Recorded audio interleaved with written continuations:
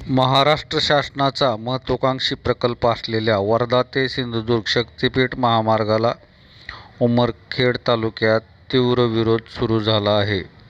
सोमवारी दिनांक 9 बेलखेड आणि आमला शिवारात मोजणी करण्यासाठी आलेल्या अधिकारी कर्मचाऱ्यांना शेतकऱ्यांनी रोखून धरले. यावेळी पोलिसांनी आंदोलक शेतकऱ्यांना जबरदस्तीने ताब्यात घेऊन उपविभागीय कार्यालयात नेल्याने परिसरात तणावाचे वातावरण निर्माण झाले होते. वर्धा ते सिंधुदुर्ग शासनाच्या महत्त्वाकांक्षी असलेल्या वर्धा ते सिंधुदुर्ग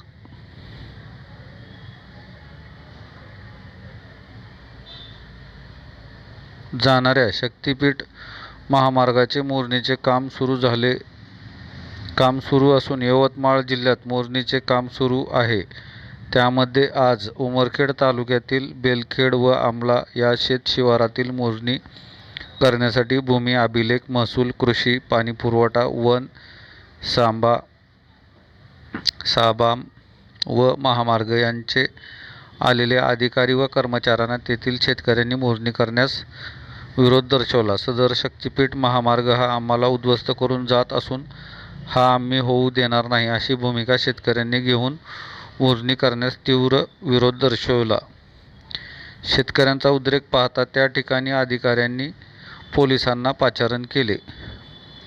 2 पोलीस अधिकारी व RCB पथक त्या ठिकाणी दाखल झाल्यानंतर सुद्धा शेतकरी आपल्या मतावर ठाम होते. यावेळी पोलिसांनी विरोध करणाऱ्या शेतकऱ्यांना मोजणी करू द्या अन्यथा तुम्हाला अटक करतो, गुन्हे दाखल करतो अशा पद्धतीची धाक दडपशाही केल्याचा आरोप शेतकऱ्यांनी लावला. त्यानंतर विरोध करणाऱ्या शेतकऱ्यांना पोलिसांनी जबरदस्तीने पोलीस व्हॅनमध्ये बसवून उपविभागीय कार्यालयात घेऊन गेले. त्या ठिकाणी उपविभागीय अधिकारी सखाराम मुळे यांच्यासमोर शेतकऱ्यांनी हा महामार्ग आम्ही होऊ देणार नाही, कारण यामुळे आम्ही भूमिहीन होणार असून आमच्या उदरनिर्वाहाचे साधन गेल्यानंतर आम्ही जगायचे कसे हा प्रश्न उपस्थित केला.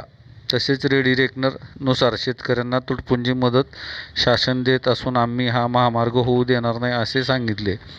यावर उपविभागीय अधिकारी यांनी मोजणी करायचा आमचा कायदेशीर हक्क असून त्यासाठी तुम्ही विरोध करू नका. शासन रेडी रेकनरच्या 5 पट पैसे देण्यासाठी बांधील असून त्या व्यतिरिक्त विहीर, कुंपण, घर, झाडे यांचे सर्वेक्षण करून सुद्धा त्याचे पैसे देण्यात येतील. तुम्हाला दाद मागायची असेल तर तुम्ही न्यायालयात जाऊ शकता असा सल्ला दिला असला तरीही आम्ही आमच्या जमिनी शक्तिपीठात जाऊ देणार नाही या भूमिकेवर शेतकरी मात्र ठाम होते. पोलिसांनी यावेळी सिद्धेश्वर जगताप,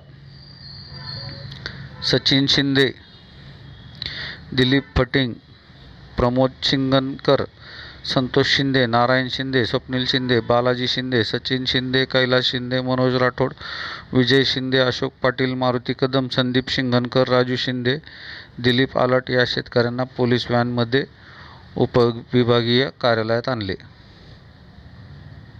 जिल्हाधिकारी, उपविभागीय अधिकारी यांना शक्तिपीठ करू नका याबाबत निवेदन दिले. या अगोदर ऑगस्ट महिन्यात मोजणीसाठी आले असताना वापस पाठवण्यात आले, परंतु 3 दिवसांपूर्वी शेतकऱ्यांना नोटिसा पाठवल्या परंतु आम्ही घेतल्या नाहीत. आज मोजणीसाठी आले असता विरोध केला.